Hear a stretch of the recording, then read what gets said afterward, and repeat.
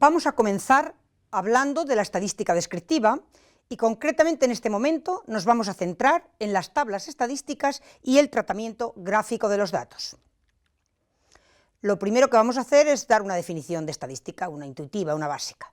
La podemos entender como un conjunto de métodos que son necesarios para recoger, sintetizar y analizar información a partir de datos cuya característica fundamental es la variabilidad y para sacar de ahí conclusiones científicas.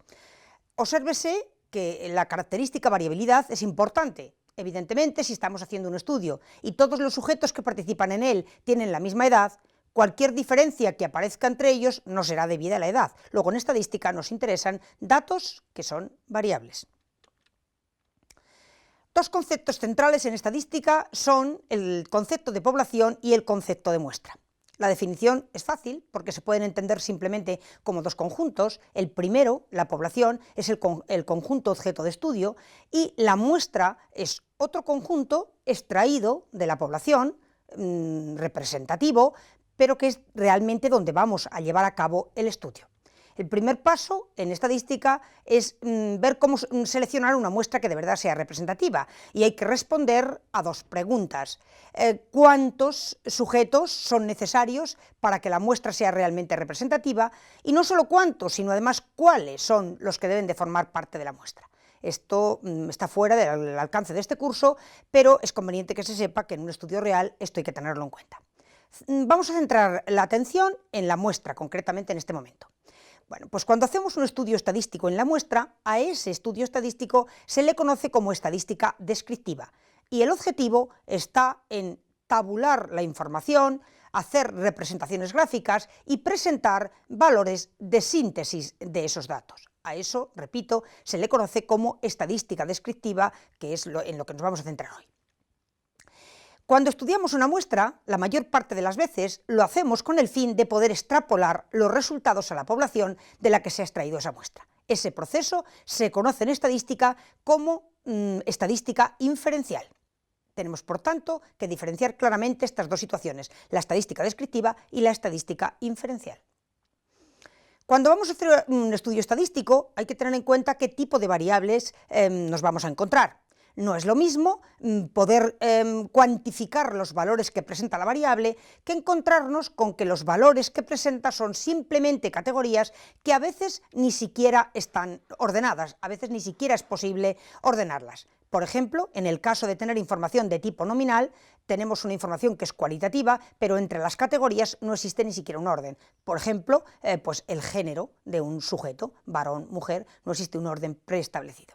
A veces sí, a veces al menos conocemos el orden de esas categorías. Por poner un ejemplo, pues puede ser la categoría profesional.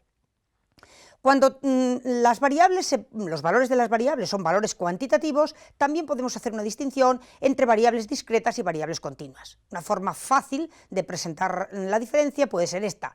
Si dados dos valores de la variable siempre puede aparecer un intermedio, pues hablamos de una variable continua, y si no es así, hablamos de una discreta. Un ejemplo, pues de variable discreta, el número de hijos de una familia, y de variable continua, pues el peso, la talla.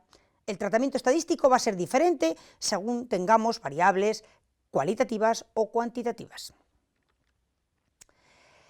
Vamos a imaginar que estamos llevando a cabo un estudio pues en un club social, por ejemplo, y vamos a imaginar que estamos estudiando pues las características de las señoras que aparecen o que van a ese club social. Imaginemos que hemos preguntado sobre su estado civil y nos van diciendo soltera, soltera, viuda, soltera, casada, casada, viuda, soltera. Bueno, pues evidentemente aquí está toda la información.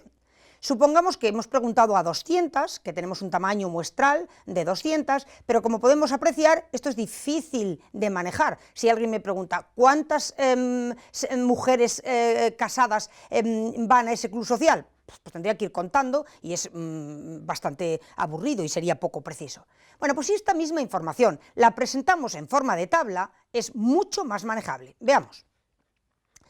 En este caso, tenemos las 4 categorías que hemos considerado para el estado civil: casada, soltera, separada o divorciada y viuda, y las 200 mujeres a las que le hemos preguntado. Vamos a imaginar que 100 estaban casadas cuando en la tabla o la transparencia anterior hubiese hecho el recuento, pues tendría 100 que estaban casadas, 56 solteras, 30 separadas y 14 viudas. Bueno, pues a estos valores se les conoce en estadística con el nombre de frecuencia absoluta y generalmente se denotan en la forma F sub i. I es la manera de hablar en genérico. Si hablase de F1, pues sería la frecuencia correspondiente a la primera categoría y sería 100. F2 sería la correspondiente a la segunda y así sucesivamente. Esta es una forma fácil de dar la información.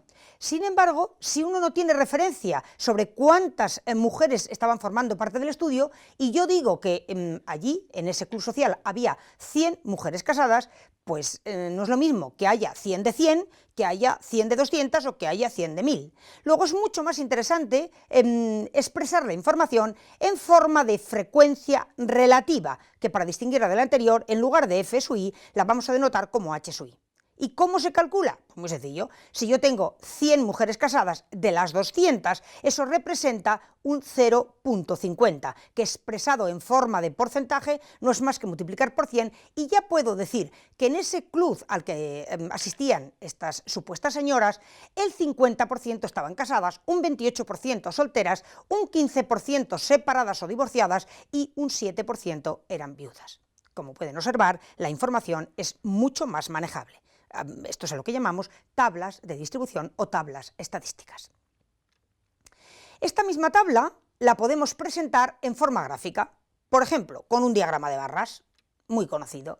¿Qué hacemos para representar un diagrama de barras? Pues nada, tomamos los ejes cartesianos, en el eje de abscisas colocamos los valores de la variable y en el eje de ordenadas vamos a colocar información relacionada con la frecuencia. Puede ser absoluta, relativa, porcentaje, da igual. Bueno, en este caso hemos puesto las frecuencias absolutas. El criterio de representación es que la altura de la figura es igual a la frecuencia. A veces aparece simplemente una línea vertical, a veces aparece un rectángulo. En este caso, por ejemplo, más bonito, es un paralelepípedo, pero en realidad la información, la única información interesante está capturada por la altura de la figura. Inmediatamente vemos que es más frecuente encontrar en ese club mujeres casadas que solteras, más frecuentes las solteras que las separadas, y las que menos frecuentan el club son las viudas. También podíamos representarlo con un polígono de frecuencias, que es, por lo mismo, aquí tomo este valor más alto, el valor, el otro valor y el otro valor, y simplemente pongo una línea poligonal abierta que me va dando información sobre las distintas categorías, como son de frecuentes. Obviamente esto se puede poner más bonito, combinado, con colores, etcétera, pero en definitiva la idea es la misma.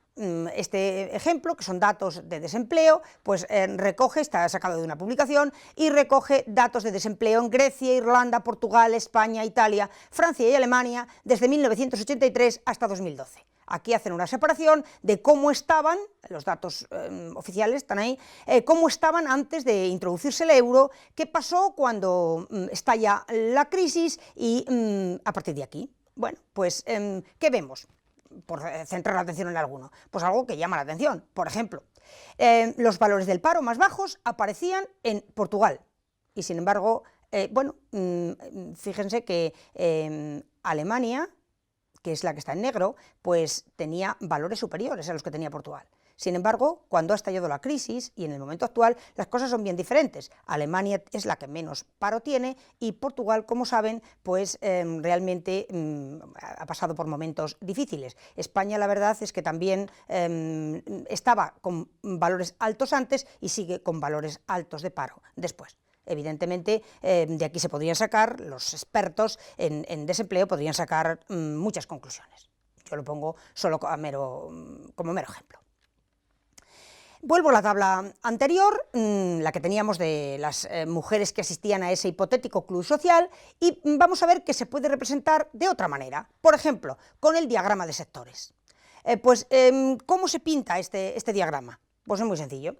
Se cogen los 360 grados que tiene el círculo y esos 360 grados se hacen corresponder con el tamaño muestral completo, en este caso con las 200. Bien, ahora, queremos ver qué trozo de ese círculo, qué trozo de ese pastel, como dicen algunos de los usuarios, le corresponde a la categoría casadas. Bueno, pues si tenemos 100 casadas, vamos a una simple regla de 3, nos permitiría saber cuántos grados le corresponden. En este caso sería la mitad de los 360 grados, por eso aparece como que el 50% es para la información relativa a las mujeres casadas. Bueno, pues así, de la misma manera, podríamos representar todos los demás. Quizás el diagrama de barras, el polígono de frecuencias y el diagrama de sectores sean los más utilizados, los más conocidos. Vamos a poner otro ejemplo en el que se ve ese diagrama de sectores, pero más bonito, con más imaginación.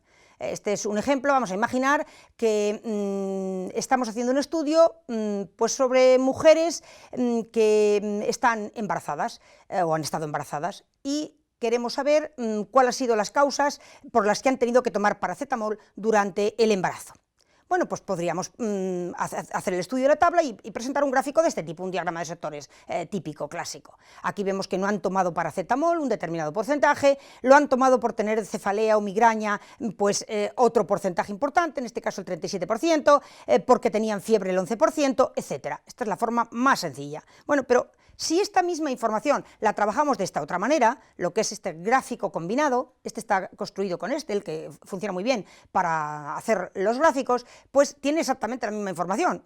Pueden observar que aquí están las azules, las que no han tomado paracetamol, pero luego de las que sí han tomado paracetamol volvemos a dividir la información y nos damos cuenta como efectivamente de las que han tomado paracetamol la gran mayoría pues lo ha tomado porque tenía cefaleas y aparece la distribución restante.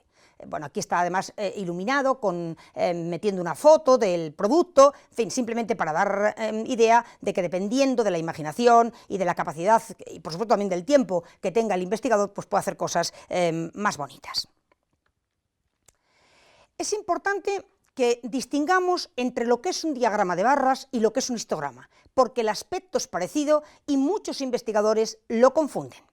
Observen un primer detalle. En el caso anterior, en los ejemplos que hemos visto, teníamos información de tipo cualitativo. Sin embargo, en este caso tenemos información de tipo continuo. Vamos a imaginar que además hemos pesado a las señoras que acudían a ese club social. Bueno, pues aquí el aspecto es similar, pero obsérvese que el convenio de representación no es altura igual a frecuencia como ocurría en el caso del diagrama de barras. El convenio ahora es área del rectángulo igual a frecuencia.